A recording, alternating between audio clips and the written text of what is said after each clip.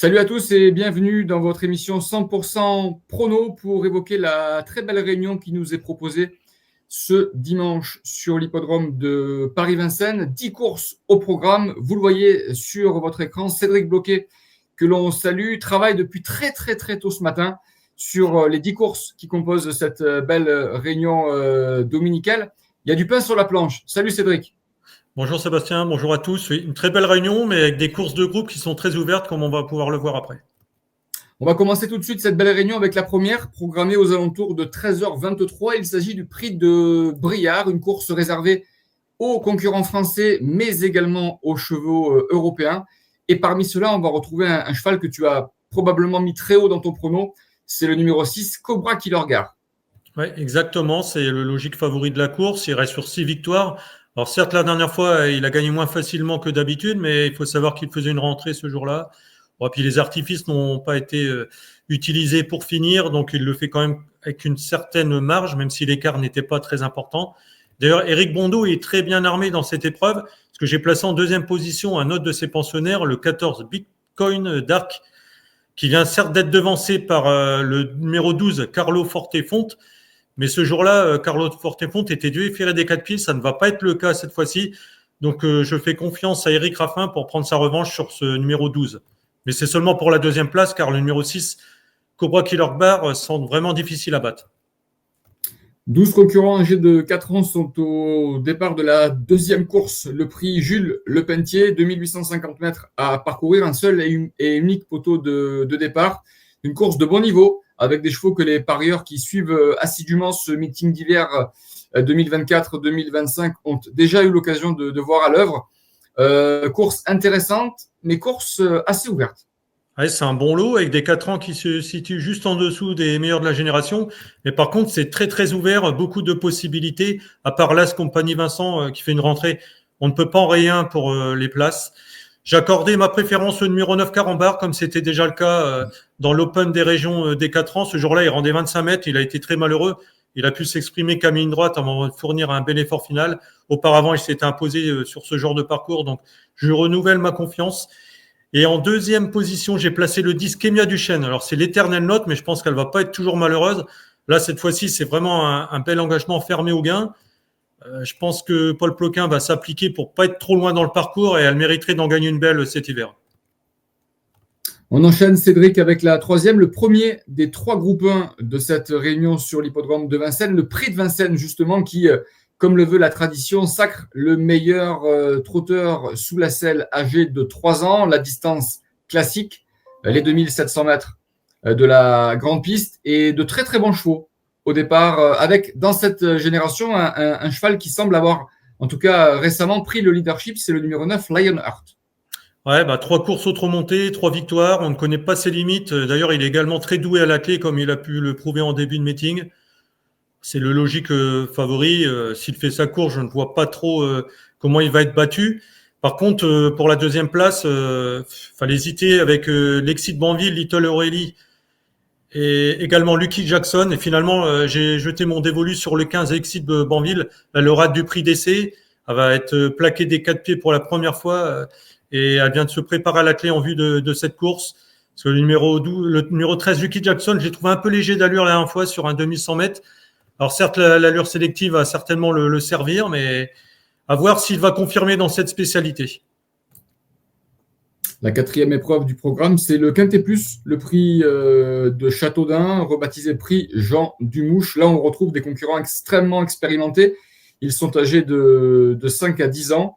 Ça, c'est les conditions de course. Mais il n'y a aucun concurrent de 10 ans au départ de ce Quintet. 2 poteaux de départ, 2850 et 2875 mètres. Avant le coup, à la lecture des partants comme ça, on s'attend presque à un match au premier échelon entre le numéro 9, Inexcess Bleu, et aux 25 mètres avec le 14, Gaspard d'Angis. Voilà, exactement. Le numéro 9, Inexcess Bleu, il vient de gagner sur plus court avec brio, mais au contraire, il va être encore mieux sur la longue distance. Par contre, il ne va pas falloir qu'il attende trop le numéro 14, Gaspard d'Angis, qui lui est capable de démarrer beaucoup plus vite que lui. Donc, s'il veut avoir une chance de lui résister, il va falloir qu'il démarre plus vite que d'habitude et qu'il aille certainement très vite devant. Et d'ailleurs, on se rappelle que dans la finale du GNT l'année dernière, Gaspard d'Angis lui avait rendu victorieusement la distance. Mais il était dans un jour sans, Inexcess Bleu, ce jour-là. On l'avait su après la course. Donc, j'ai quand même accordé ma préférence au numéro 9. Mais effectivement, Gaspard d'Angis est capable de gagner. Attention aussi au numéro 7, Hippopofort, qui vient de montrer qu'il était revenu à son meilleur niveau. Il y a un X dans cette course, c'est le numéro 8, Brembling. Il faut savoir que ce cheval, à l'âge de 3 ans, il avait gagné le critérium suédois devant un certain sans moteur. Il dépend du redoutable entraînement de Daniel Reden. C'est un peu l'X de la course, mais ses dernières perfs en Suède sont un peu mi-figue, mi-raisin. Donc, va falloir le suivre au niveau des canters et au niveau des hits. Je crois savoir qu'il est associé pour l'occasion de mémoire à un certain Jean-Michel Bazir. Exactement. Donc, on a parlé. Ouais.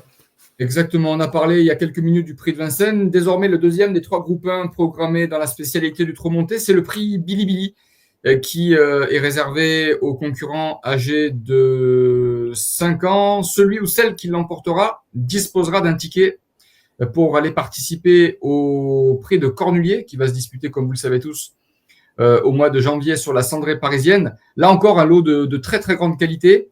Et là encore, un cheval qui semble se détacher. Il porte le 14. Il s'appelle Jéroboam d'Érable. Ouais, voilà, il a pris le leadership de cette génération montée depuis son sac dans le prix de Normandie. Et depuis, il a remporté les dernières épreuves préparatoires. C'est un logique favori. Il est capable de tout faire. Il peut aller devant, faire du train. Un cheval très dur à l'effort. Par contre, pour la deuxième place, il y a de quoi hésiter. Alors, numéro 12, Jumpa de Guez a le potentiel pour rivaliser avec eux. Et on sait que ça va être une question de cadence.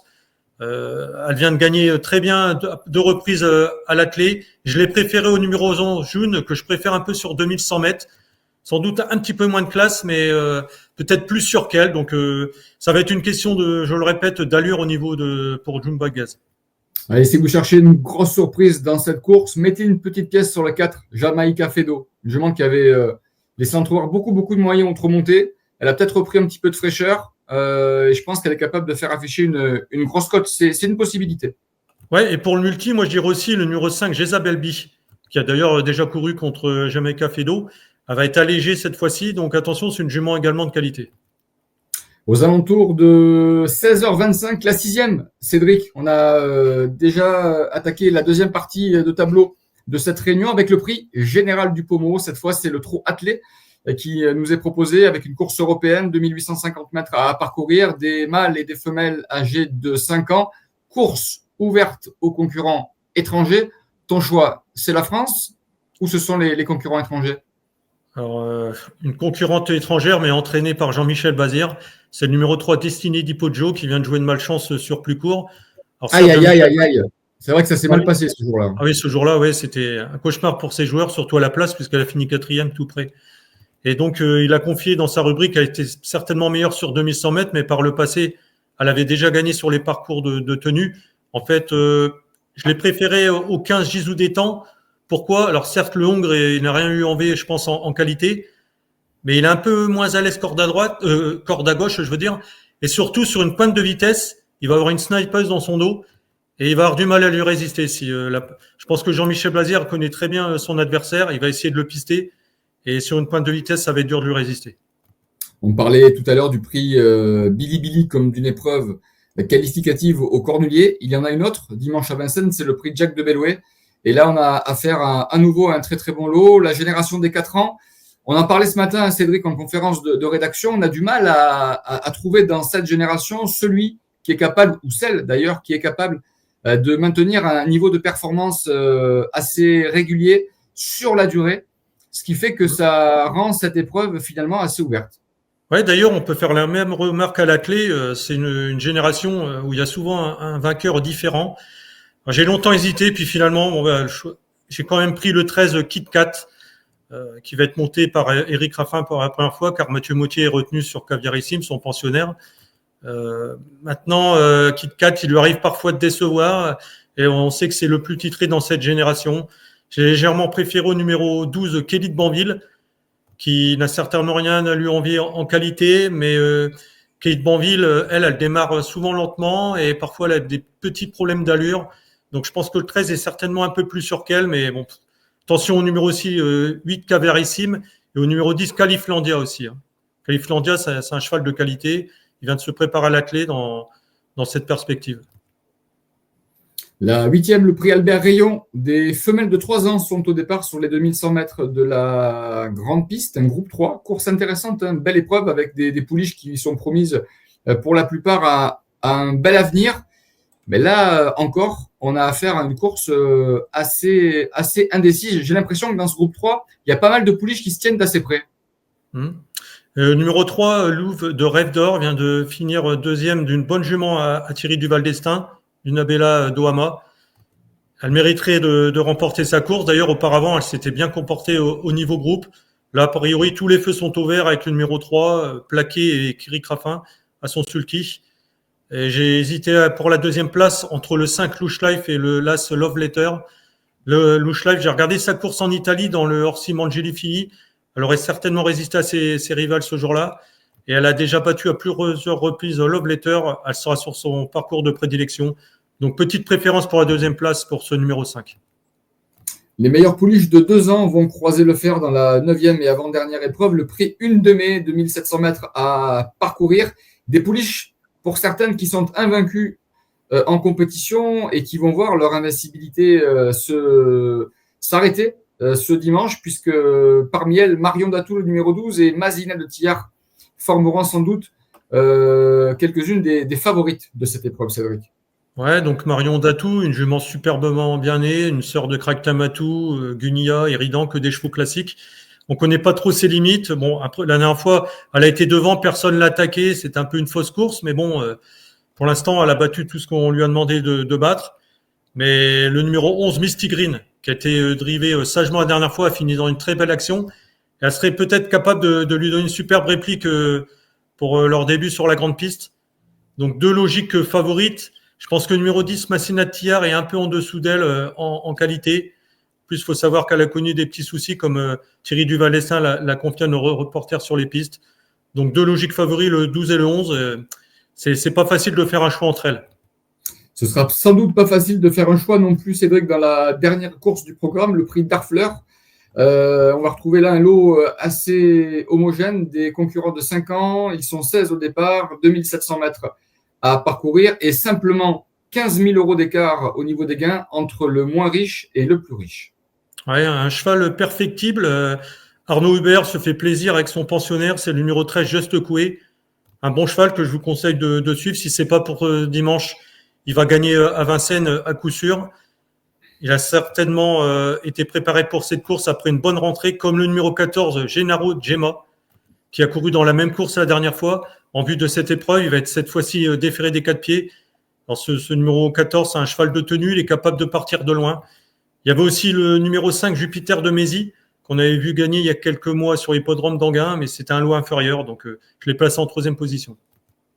Je vois qu'un joli sapin de Noël trône dans ton salon, Cédric. C'est le moment idéal pour passer à notre dernière rubrique, notre conseil de jeu. On a tendance à penser souvent sur des réunions du week-end à Vincennes que les favoris tirent généralement leur épingle du jeu. On a parlé de solides favoris a priori dans les groupes 1. Est-ce que tu peux nous trouver un cheval, pourquoi pas Just Coué d'ailleurs dans la dernière, qui est capable de gagner en faisant afficher une cote assez spéculative? Ouais, d'ailleurs, pourquoi pas, justement, ouais, il sera peut-être pas favori, comme son entraîneur est quand même peu connu du grand public. Just Coué, donc, ouais. Sinon, après, comme penalty, Lionheart, on peut aussi tenter le couplet dans le quintet, ce qu'on avait dit, le 9 et 14. Alors, pour finir, ton choix quand même, le 13 dans la dernière? Bon, ouais, pourquoi pas, ouais, c'est un cheval que j'aime beaucoup, donc, allez, on peut tenter en chocolat.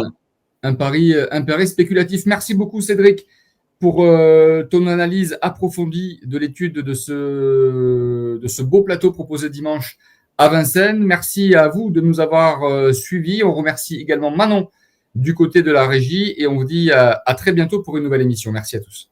Bonjour à tous.